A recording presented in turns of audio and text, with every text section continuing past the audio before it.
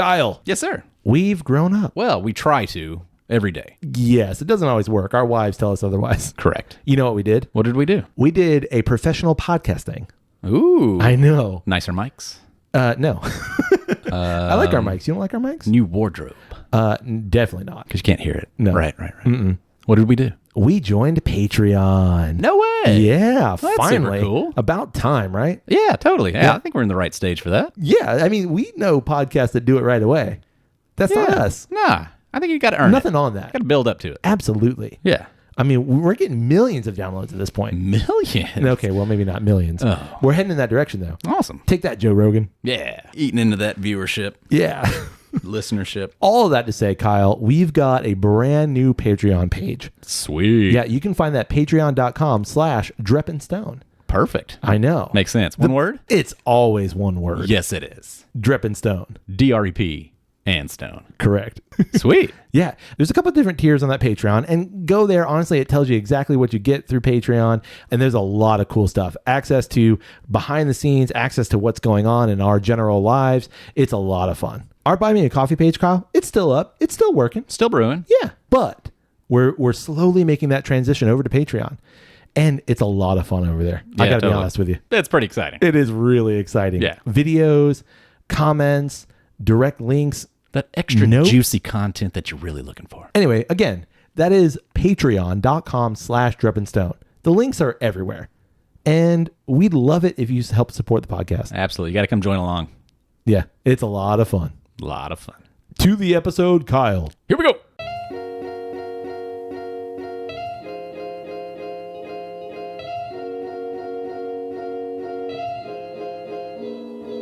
Hey, welcome to the Dreppenstone podcast, the podcast where two friends raise a glass and have a conversation. I'm Nick. I'm Kyle. Kyle, Yes, sir. can we drink something? Yeah, you know we can. What are we going to drink today? This was a bottle that I recently picked up. Was curious about it, did a little bit of research, got a little bit more curious about it. Ooh. And went ahead and bought that bottle. That's always fun. Yeah. This is the Ry3 Whiskey. Is that how you pronounce that? I don't know. I don't know either. It's RY3. Yeah. They've took the E from the rye and moved it around and curled it and made it look like a 3. It's I don't know if it's Ry3, RY3. I don't know.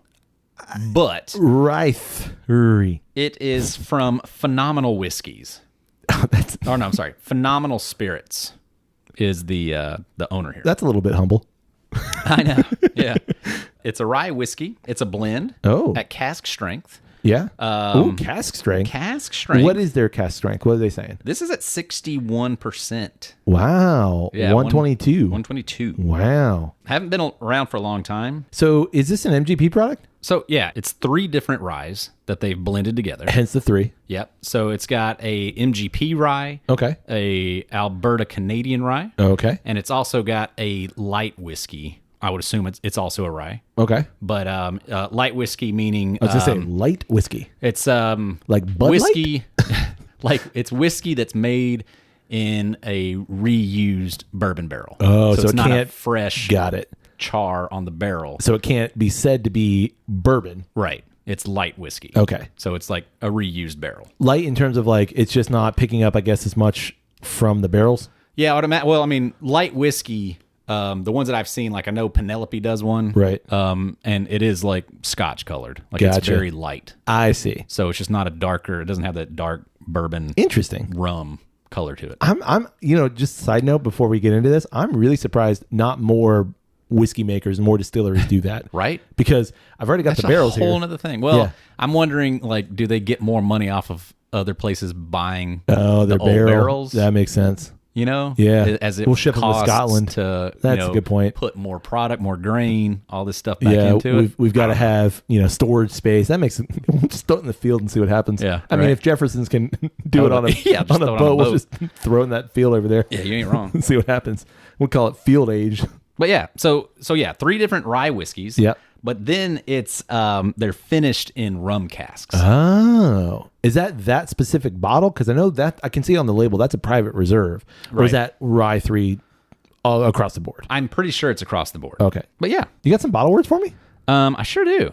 Ry3 is a special blend of 3 phenomenal whiskeys, 3 carefully hand-picked mash bills, and 3 distinctive aged statements. Oh. They are meticulously blended with artisanal distinction and bottled at cask strength to create this magical liquid. There's a lot of superlatives in that. We have respected the traditions of rye whiskey and skillfully challenged the art of blending.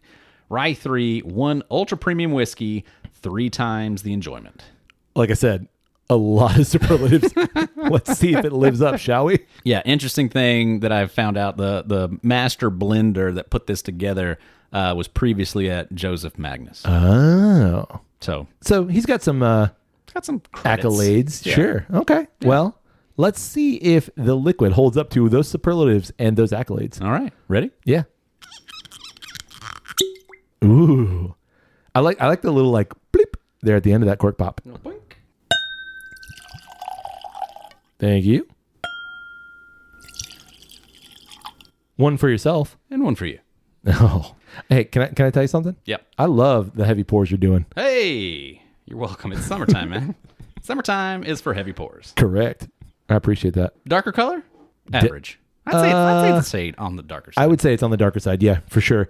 And I wonder if it's because of the blend. Like if I'm not mistaken, the label you said has multiple age statements. So right. I'm willing to bet that there's a whiskey in here that's pretty old. Yeah. I don't know. You don't really consider Canadian rye to be that dark. No. Generally. No. And I'm sure, light whiskey is light whiskey. Right. So for it still to be this dark, I got to imagine they're getting some color from the rum. Interesting. Yeah, that's a good point. Be my guess. But anyway, nice color. Ooh, on the nose. Hello, rye whiskey. Man, it's been a minute since I've had a rye. Rye whiskey, but man, you get the sweet. Like you get that rum sugar sweet on top of it. Yeah, you do. On top and underneath. Like glazed rye bread. Like a glazed rye donut.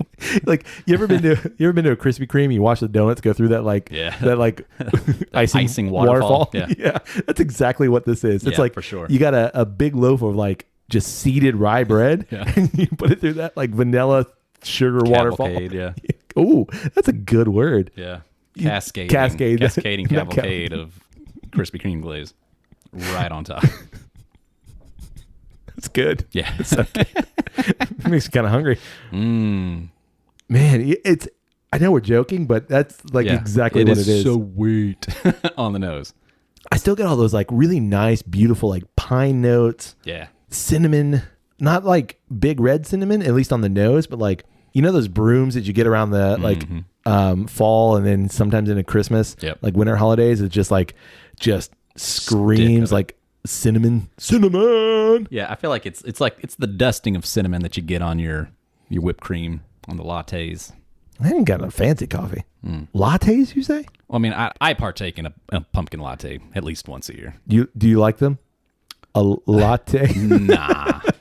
I mean, it's fantastic. That first one you get. After that, you're like, this is. And then after that, it's like too much. But like, I do like to partake. Okay. Once a year. I believe in you. But man, yeah, good nose. Oh, really good nose.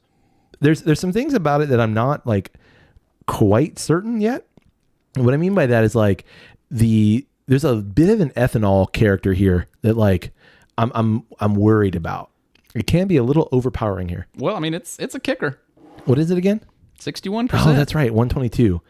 I'm okay. Then I'm not surprised in that. I'm a little worried if I'm honest here. All right, I'm ready. All right, going in. Let's go. Woo. Yep, still biting. It's like I got heartburn. Whew. Wow, man, it conjures tears. Okay, now that Ry3 hug has subsided a bit. Yeah, you're acclimated. That was what I was scared of in terms of like on the nose, like, whoa, there's some ethanol here.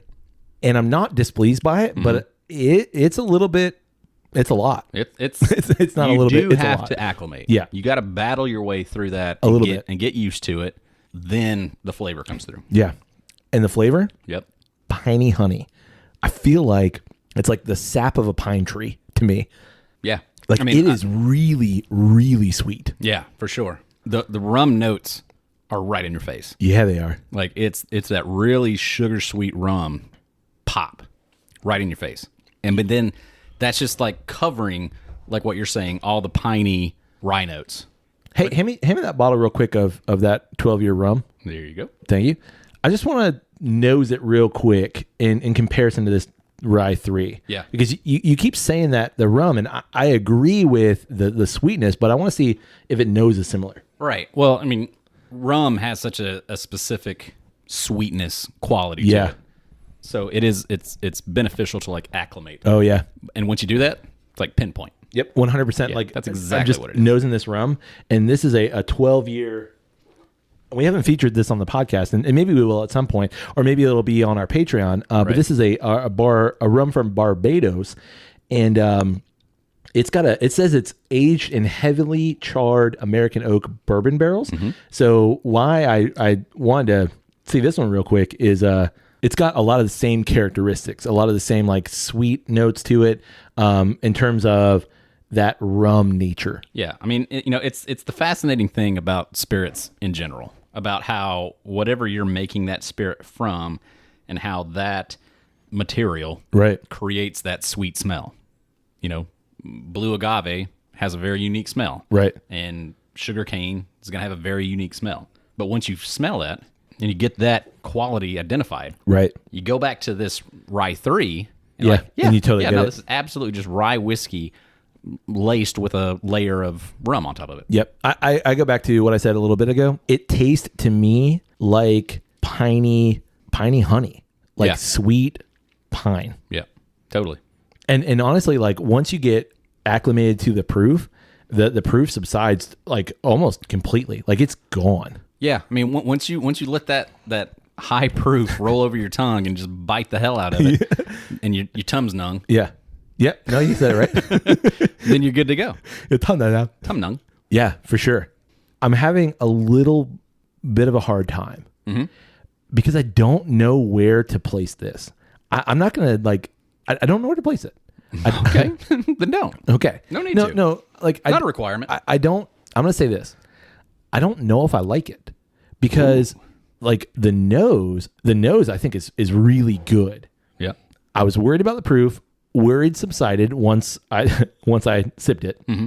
But I don't know where to place it because I don't know what that battle, what's sticking out in that battle. Because I just get like, It's not harmonious, dude. no. And it's also not a roller coaster because it's one note once I get past the proof. And it's still just honey pine. I mean, having several sips of it, it's like really, really, really sweet rye. I'm going to disagree.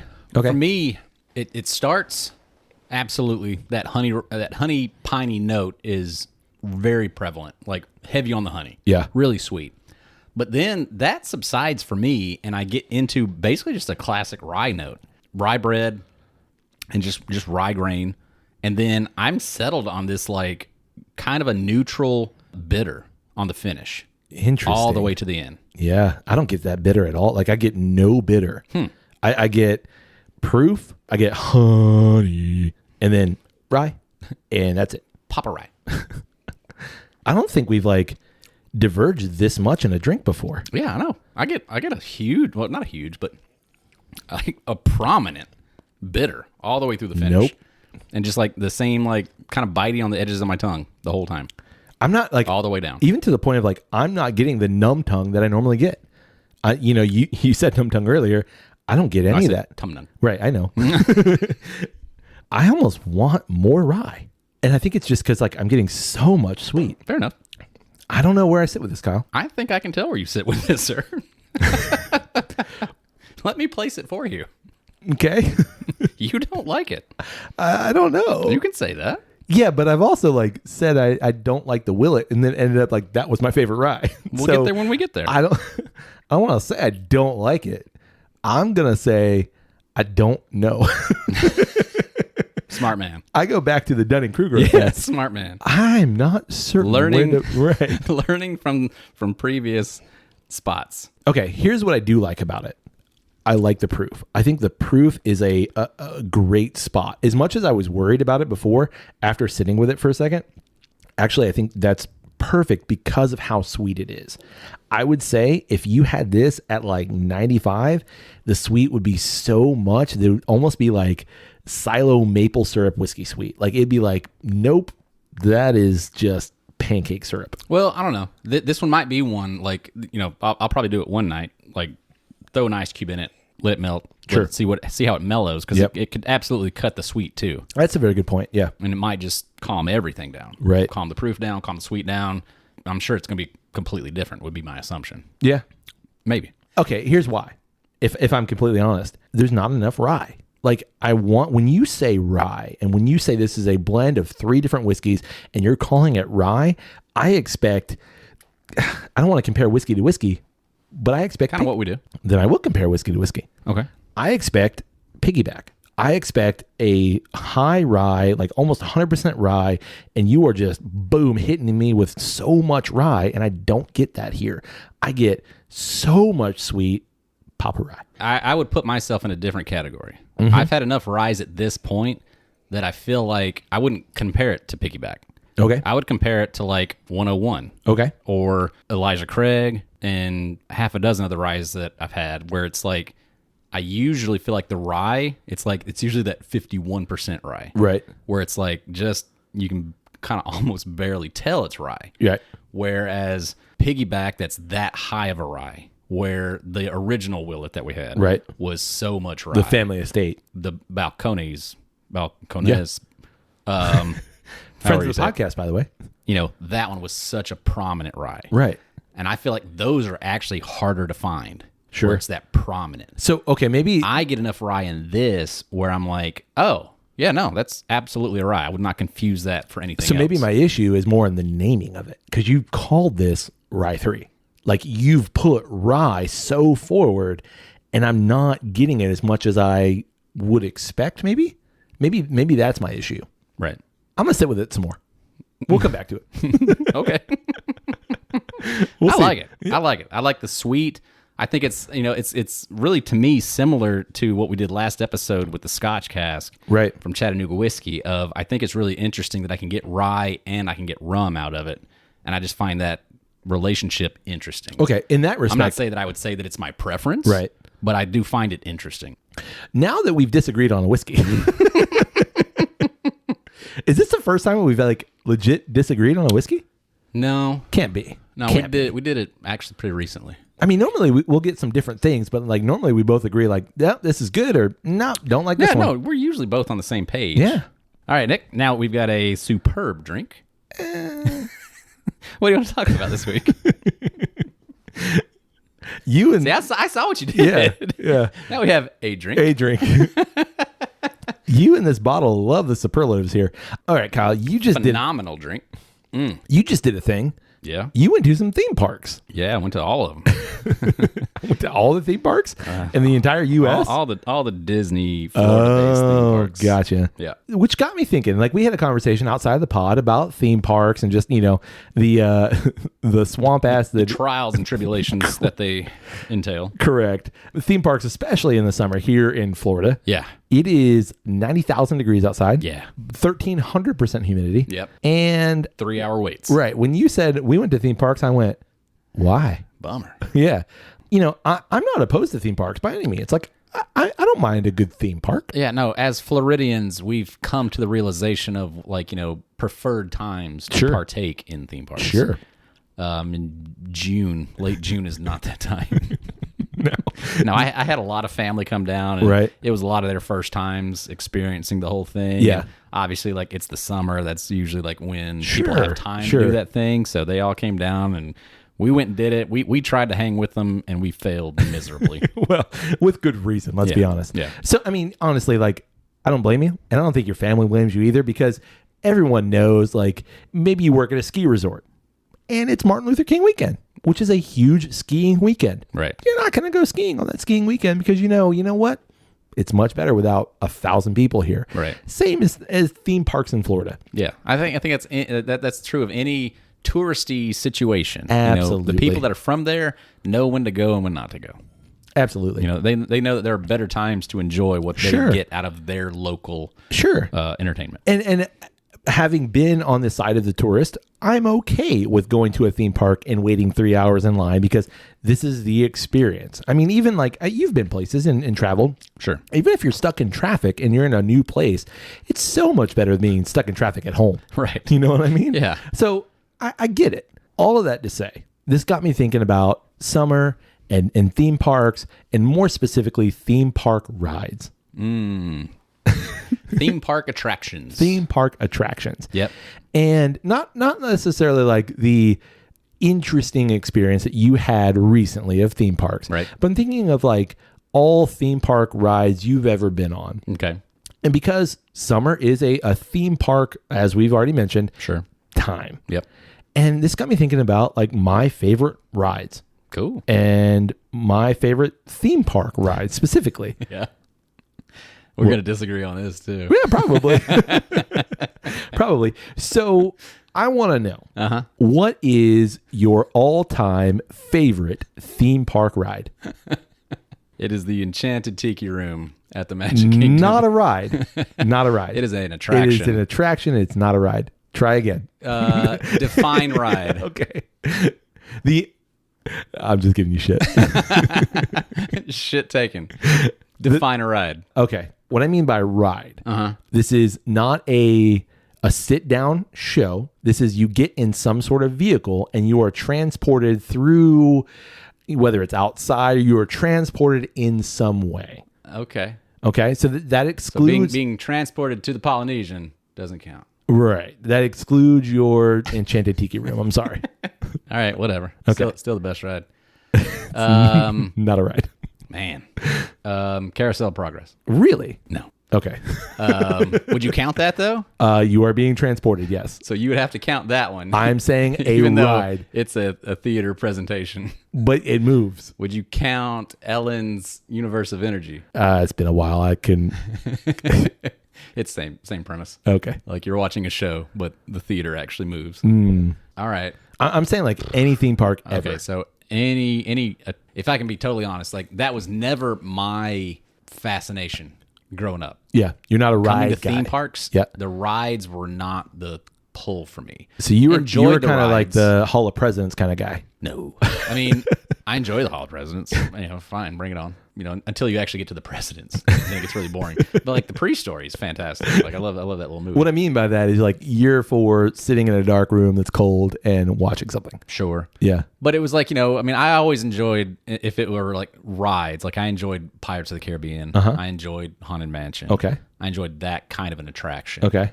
As far as rides, like I can remember, and like, I don't know if that's really the case or not, or if it was just like, I'm just that type of person that I'm not, insanely in favor of thrill rides. Okay. I can tolerate them now, and I do them a decent amount.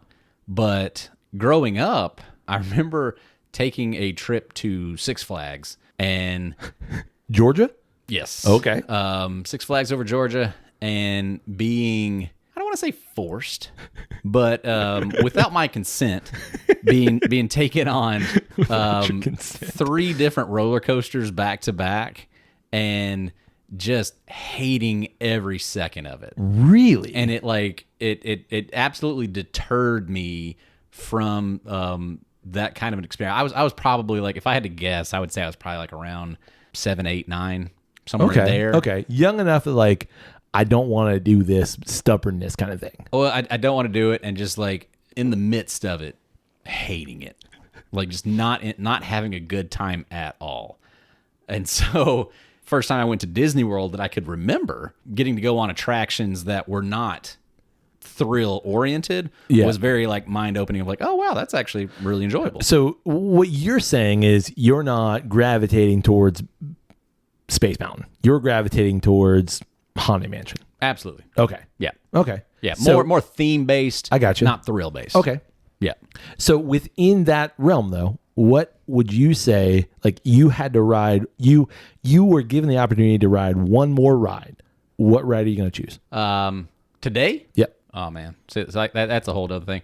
If it's today, if I'm totally honest, if I got time for one more ride, I'm 1,000% gonna go hit up the People Mover, which is not the People Mover. It's the Tomorrowland Transit Authority. Right. And I hate that they renamed it to the People Mover because it was never the People Mover. It's just what people called it, and like Disney like folded and was like, fine, We'll just call it the call People it the Mover. People Mover. Right. But it's the Tomorrowland Transit Authority, and will always be the TTA.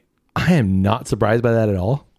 Just knowing you as long as I've known you. Like, Yeah, that makes sense. Love that ride. That's Kyle's ride for sure. You get to experience Space Mountain, Buzz Lightyear, and the TTA all in one ride. And you don't even have to go on the other two. And you get to, you get all these great views of the Magic Kingdom. Can't beat that. Best ride there, aside from the Tiki Room. How about you, Nick? What's your go-to attraction? Your ride? Wow. Like I feel like your answer, like it was a long meandering path to get to that answer. I apologize. No, You cut every bit of that. No, I don't apologize at all. Because it's very intrinsic, and it's not good for listeners. No, it absolutely is good for listeners. No, they can't see that thought process. 90% of it's I don't left think in. they can hear it. Yeah, well, 90% of it's left in. Even the crickets. I left in the crickets, Kyle. Yeah. For me, Bad editing choice. I'm going to say that. for me, as a kid, Paradox. what? Fermi paradox. No. Oh, I see. You made it funny. For me, like as a kid, I loved thrill rides, and I still do. Although increasingly, as I get older, thrill rides make me not so thrilled. As a kid, we had passes to Disney.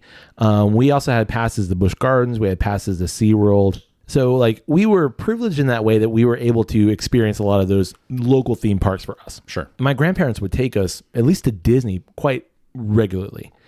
And for me, if I had one final ride that I could ride, like you can ride this one last time, it's going to be Pirates of the Caribbean. The ride itself is, I think it's fun. Mm-hmm. It's got enough of a story. It's story based. There's a little bit of a drop, like it's cold, right? And relaxing. Yeah. But when I was a kid, and I'm saying like early 2000s, my grandparents we had annual passes, and we would go. And honestly, like we would just ride Pirates of the Caribbean like over and over and over. No kidding. Like I remember my sister, she was pretty young at that point. My sister, my grandfather, and I just getting on Pirates of the Caribbean and riding it, I don't know, 5-6 times. Right. And so why I would want to ride it is less about the ride and more about like the nostalgia of that period of my life. Sure. Of like being with my grandfather and riding that ride just over and over. Right. And the reason why we rode it over and over is if you went to the parks, the Disney parks at that period in time, the Pirates of the Caribbean was not a popular ride. Right. Like it had like a 5-minute wait time all Constantly. day. Yeah, all day. It wasn't until the revamp and the Pirates of the Caribbean movie that people actually wanted to ride it. So you could basically go to Disney and just ride it all day, just constantly. Yeah, totally. And it's as dark. fast as you could walk through the queue. Yeah. It's dark. It's cold. It was my favorite ride, and honestly, it still is. Like it's not like we don't go to the Magic Kingdom often, but when we do, like I feel like I have to ride it for that reason. Right. Same with Tiki Room. Yeah. Growing up, like I didn't have the opportunity to go to theme parks very often. Right. Like went to the fair. Right. Where you get to do some rides. Sketchy as hell. But like the park that we went to on vacation the most often was the water park. Right. And definitely my favorite attraction at every water park that I've ever been to is the Lazy River. Like I called by that. far. Yeah, absolutely. Like, love me some Lazy River. Yeah. Yeah. Are you a Lazy River? Are you an inner tube guy? Or are you just like, I'm just going to float? Absolutely inner tube. Really? Yeah. As a kid, I would just float. Like, I actually found $100 in a Lazy River one time. Like, clearly somebody put it in the pocket and just wasn't thinking. Flopped out. Yeah. I had that a couple of times in my childhood, like finding like $100. Well, finding wallets or finding like just cash, stuff like that. Like have like several memories of like finding shit. Right. But yeah, Lazy River one time, Panama City, Typhoon Lagoon, not Typhoon Lagoon. What was it called? Don't remember. Chuck's Park. Yeah. Water Park. That's what it was called. Yeah. No, I'm a Lazy River kind of guy too. Yeah. Like sign me up. Just pop me in a Lazy River. I don't need to go do the big slides and stuff like that. I mean, I enjoy doing that. I'll get out once and go do everything, but then the rest of the day I'm just floating on that river. Y'all can find me. I'll be back around in a minute. Yeah, just keep looking for me. Yeah. I'll be around. I'll be around in a minute. Yeah, I'm a Lazy River guy, but I am not an inner tube guy. Yeah. Yeah, like I'll be in the Lazy River, but I'll just float. Just let me float. I'll tell you why. Because lazy rivers, especially in the summer, tend to jam up a little bit. I'll just go under everybody. Just that's kind of my. We've talked about my traffic philosophy too. Like if I can skirt around it, I'm probably gonna skirt around it. You know what I do? Yeah, you can wait in line. I float to the edge and just hold on. Oh, you just go wait for it to pass. We'll just let that clog go through, and then I'll let go after about 5 minutes. No, and if I catch back up to you, we'll do it again. I'm good. I'm on lazy So time. funny. So, Lazy river philosophy. well, you're just being lazy. And that's okay because it's called the lazy river. You can be as lazy as I'm you not want. in there doing laps. Not a speed run. I do have a confession. I've done that though. Like, how fast can we make it around the lazy river? Because I thought it was funny. You know, like high school me. Right. Like, how fast can you make it around the entire lazy river? Woo. Yeah. 16 minutes? Got it. Here I go. Time me. I can make it. I can make it. That's a big lazy river, by the way. So what would you say is the ride that you've been on most often? Can you calculate that? It's honestly, it's probably the Carousel of Progress. Really? Or probably the TTA. Okay. The People Mover. Like that one in the Carousel of Progress, like anytime we go to the Magic Kingdom, I've always done those two rides. Sure. Because like my kids growing up, they were not huge thrill ride seekers. Sure. And regardless of what age, and my kids honestly like they love it. Yeah. So like it's not a thing of like, oh, we have to do that. Right. Like we honestly like we get hyped to go do Carousel of do it. Progress. Yeah. Like, we did it the other day. Like like my family, I don't think they did it. Because You're missing out. You're missing out. no way. It's like boring as hell, and it's like we get goofy as hell with You it. We got to sing do along it. with That's the song, exactly and it. like Yeah, you got to do it. it's looking at all this like corny stuff. And Yeah. like, man, we absolutely love it. And that's the same thing with me in the Tiki Room. It's corny as hell, but man, I sing along with it, and I just fucking love that show. But that's it. Like that's part of it. Like you have that connection. For me, I would say it's probably the Haunted Mansion at Disney. Like, again, being raised here in Florida, having all those experiences, being so close to Disney, like we would go often enough that like we rode it all the time. Right. And I used to, like, as a young kid, be scared of it. And then like at some point I was like, actually, this isn't scary at all. This is like funny. Right. And now as an adult, like being like, that's so cheesy, but it's funny now. Right. Yeah. And like, but knowing the little me going like, at this point, like I would close my eyes and be like super scared and like bury my face. I'm like, no, I'm not doing that. Right. Yeah. So it's probably a Haunted Mansion. And I still love the Haunted Mansion. It's not my favorite ride because Pirates of the Caribbean, but I still love the Haunted Mansion. It's so good. Yeah. No, like, I mean, that's what I think a lot of rides nowadays, they miss out on that kind of like going over the top on the narrative of like really creating this very unique space. Exactly. And everything's already, nowadays built on previous known IP. So it's not like unique. It's not, special in that way. Because everything's based off of something that we've already done. Exactly. And something that you already know. Or a storyline that we're trying to adapt in some way. Yeah, there's already a familiarity to it. And like you could see the same thing now about Pirates of the Caribbean. Because now that they've redone it and everything now in the ride is based off of the movies. So there's like, oh, okay, well now it's a ride based off of a movie that was based off of a ride.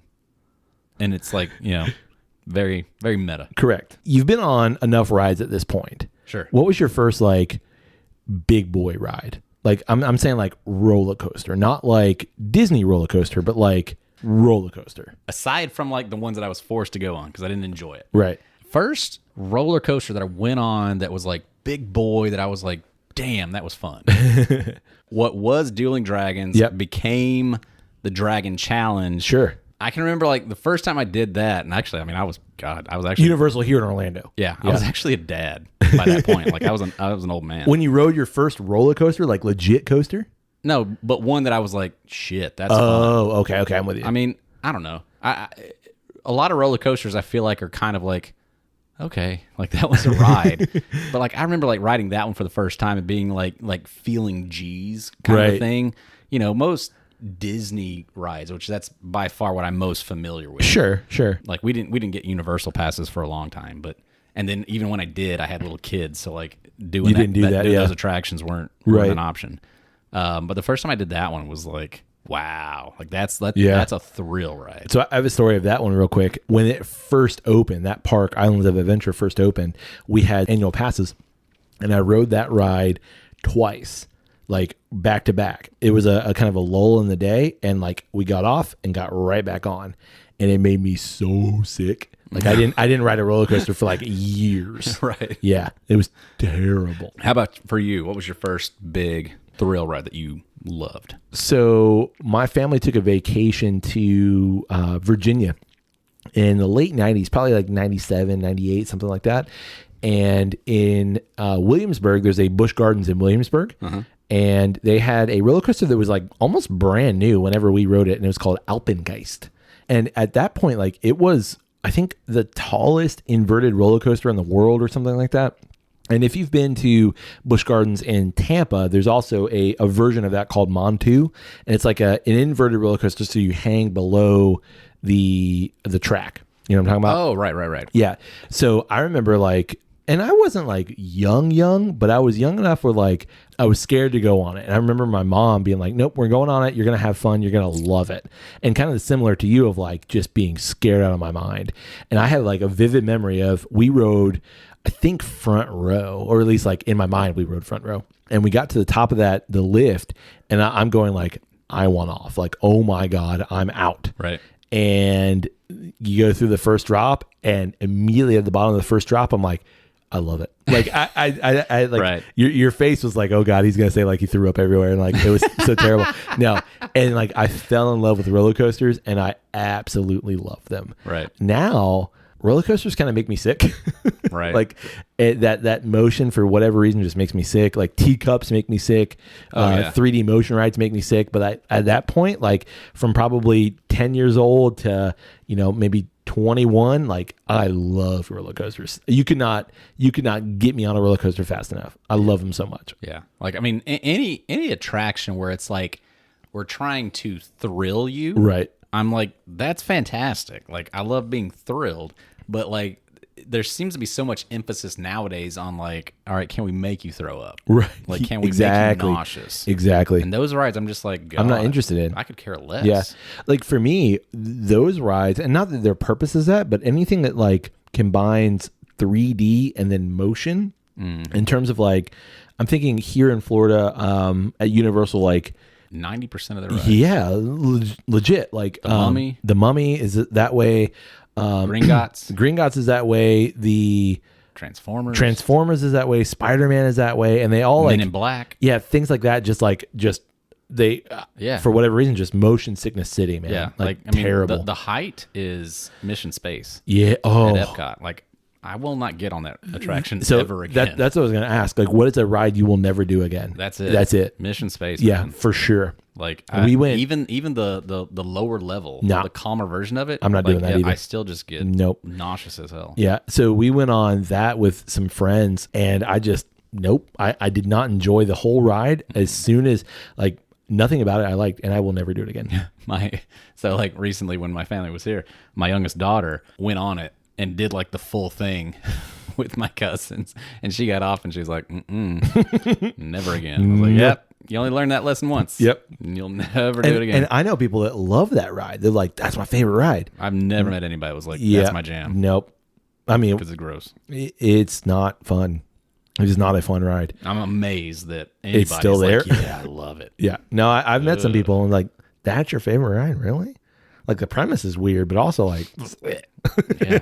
Those poor people like who are riding that like, ride. I don't know if you've heard, like it used to be twice as long. Yeah. Like you used to come back. Yeah. It's like, oh my God. No, I could. Gross. Nope. Just get me to Mars. That's all I want. Like I just want to be done. Yeah. No, y'all go to Mars. Yeah.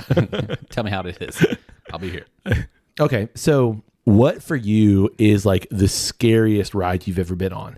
And what I mean by that, it could be a multitude of things. Like it freaked you out as a kid, or like you were riding it and you saw like bolts falling off. Like what was the scariest ride you've ever been on? I can't really think of anything where I was like absolutely fearful of anything, because like I said, like I avoided that kind of stuff until I was much older. Sure. You know the pterodon flyers at Universal? At Universal. Yeah, and the Camp Dinosaur or whatever. Yeah. Yeah. Like the first time I did that with my oldest when she was like 5 or 6, and I was like, are y'all sure?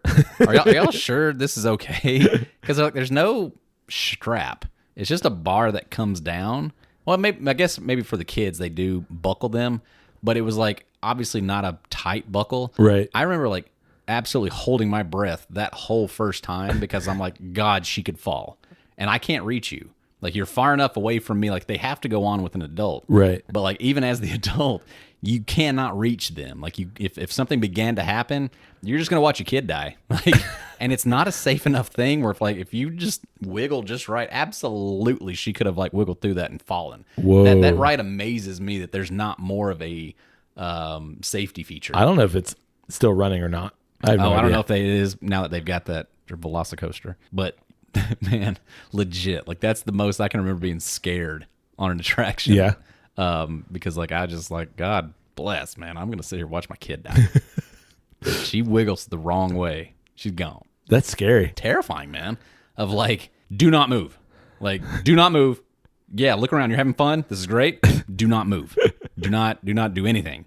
Because it's just a seat. It's Right. just a seat with a bar. And I think they do clasp it for kids, but like even as an adult, it's like, God, I could slide right out of this. If I had a death wish, man, I'd be gone. Yeah, I remember, and those they're a good amount off the ground. And you're moving Yeah. fast. Yeah. Man, like you were rolling through that thing. Wow. I remember being like, I don't like it. And then my kids loved it. So like we had to do it every time. Like, I don't think it's a good choice, guys. I don't want to do it. I don't want to do it. How about for you? Well, for me, I've actually Small got world. I front load this. I've got 3. Wow. I know. I'm sorry. Wow. Can I use 3? I don't care. Okay. So Ry3. right there you go. One is in Ober-Gatlinburg in Tennessee, which is in Gatlinburg. It's the ski I would hope resort. so. Yeah, it's a ski resort in Tennessee. There's a ride, and a lot of like ski resorts have this for like summer, where it's a ride where it's basically like you're in this like weird kind of cart thing, and it's a concrete flume, and you're basically like going sure. down the mountain. Yeah, sketchy AF. I get that. Yeah. And like you're supposed to pull this handbrake. Right. And like there's spots where it's like you need to brake or you're going to die. Right. And of course, like, you're like, You're not paying attention. sure. Or if you're a novice. Right. Or like, I'm not going to brake. Like, nah, I'm fine. Sure. That was scary. The other one, there's a ride in Dollywood that, Same trip? no, actually it might've been now that I think about it. It's called Blazing Fury. Blazing Fury. It was made in like the late 70s, so there's nothing blazing or furious about it. But it is sketchy. It's an indoor roller coaster. That like I remember like, and I was an adult when I rode this, and I remember going like, no, this is bad news. Like we should not be on this. Like Carol and I went on a vacation together in our early 20s, Right. and like, nope. No, this is bad. We should not be on this roller coaster. It was terrifying. But my epitome of scary. Can I add one really quick before you do that? Sure, go ahead. Because same sort of scenario. Like, how many times have you been on the Cat in the Hat at Universal? I mean, a couple. You know it. Yeah. Like when my oldest was literally like 1-year-old. Yeah. That ride used to be insanely dangerous. It was really fast. It was really fast and would like whip, like way more spinning and whipping and stuff. And like back then, like you couldn't, they would yell at you if you had a lap sitter. Like kid can't ride in your lap. They have to sit on the seat. Yeah. And you have to pull the bar down. I'm like, she's like 1. Like, what do you want her? She can't even sit up yet, but you're going to let her on the ride. It didn't make any sense. But I remember being terrified of like, oh my God. And like we got off of that and was like, we ain't doing that for a while. That was messed up. yeah. Anyway. I do remember that. Yeah, it was like, and they've calmed it way down now, and it's like it's a cute, like it's an awful ride, but at least it's like softer now. Right. But anyway, what's your number one? My number one. Tied for number one. No, this takes the cake. I just want to mention the other two. Okay. This is like miles above. And that's Space Mountain with the lights on. Holy crap. Have you ever been on Space Mountain with the lights on? Yeah. It is terrifying. Yeah. It is like so unnervingly terrifying Right. with the lights on. Yeah. And it's because, first of all, this roller coaster, if you want to call it that, I mean, it is that, but it was made in the Director 70s. Sepp. Sure. Yeah. It was made in the 70s, and it's rickety AF right now. And you turn on the lights. So it's a dark ride. If you've never been on Space Mountain, it's a roller coaster in the dark. Right. In the dark, you can't see all the crap that's whizzing by your head 3 inches from your face. Right.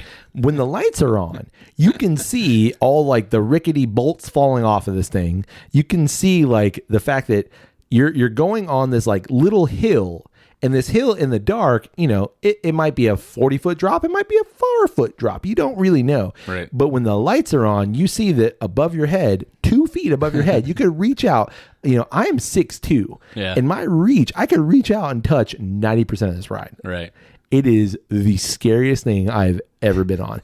and the sketchiest thing, like I've been on fair rides that I felt were safer than this. It was terrifying. And I'll tell you my experience.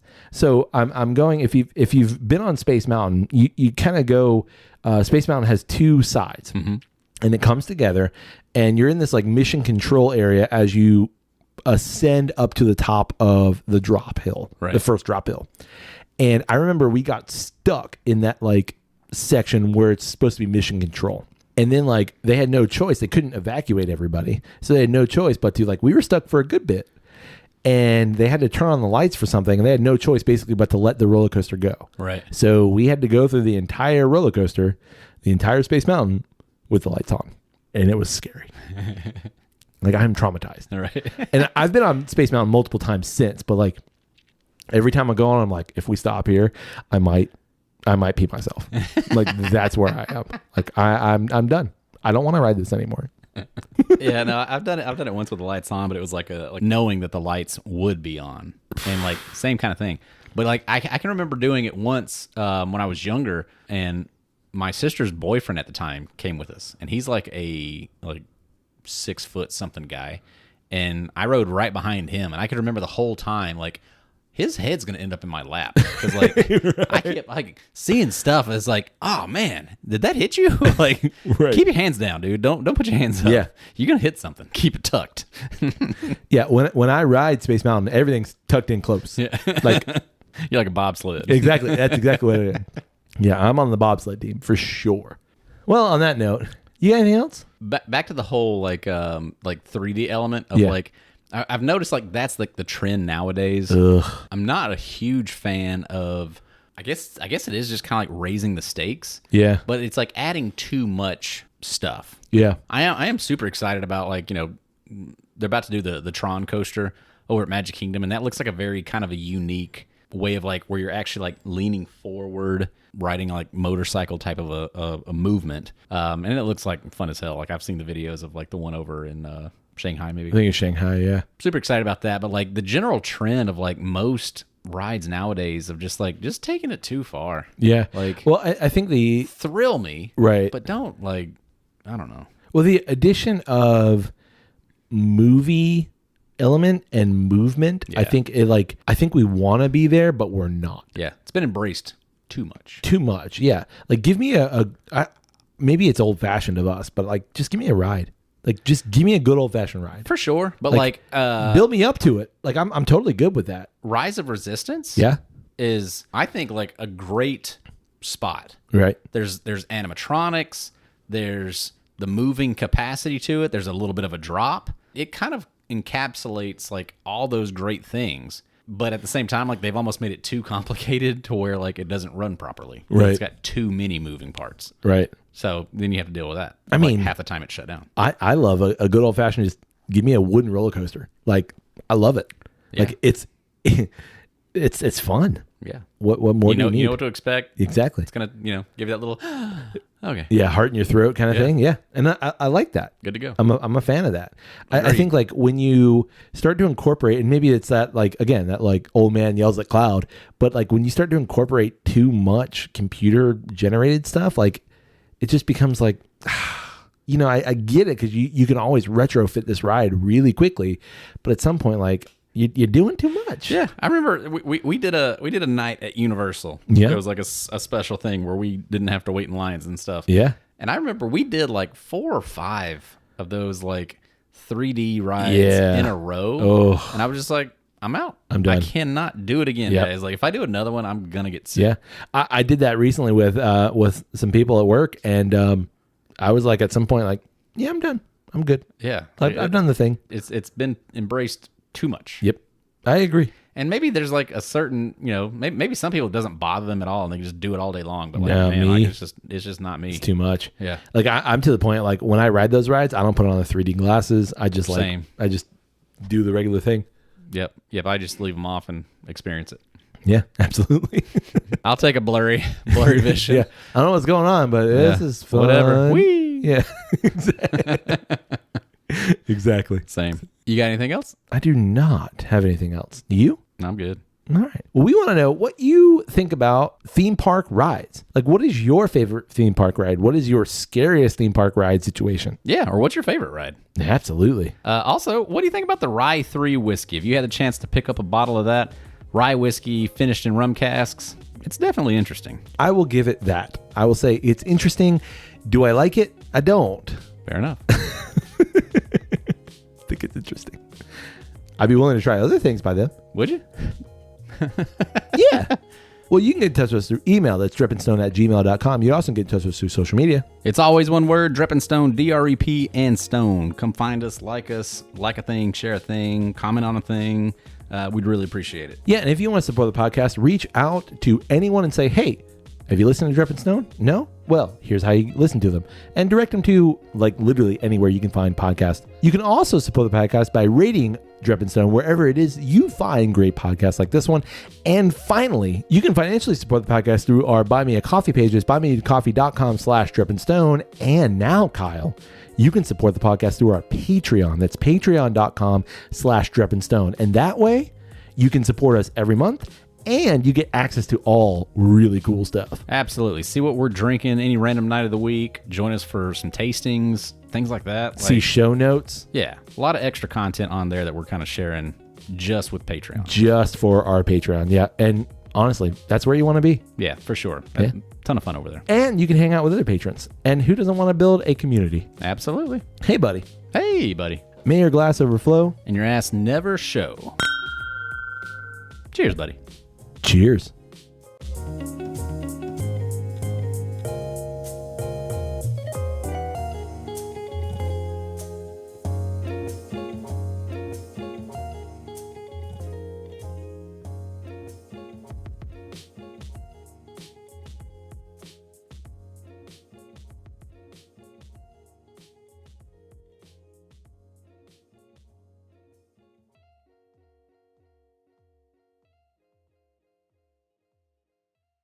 Get that out of there. All of this feels so wrong. I don't drink no water. Straight Pinot Grigio. Pinot Grigio. Emergency mode. Activate. Engage. Retrieve. 75 miles. Potential spam. What did I ask? You're so confident. Yes. Now I'm in the pit of despair. Let's move on. Probably Small World. That's not a big boy ride. Yes, that is deep as fuck, man. That's funny shit. We are Jamaica. We get up to the deep.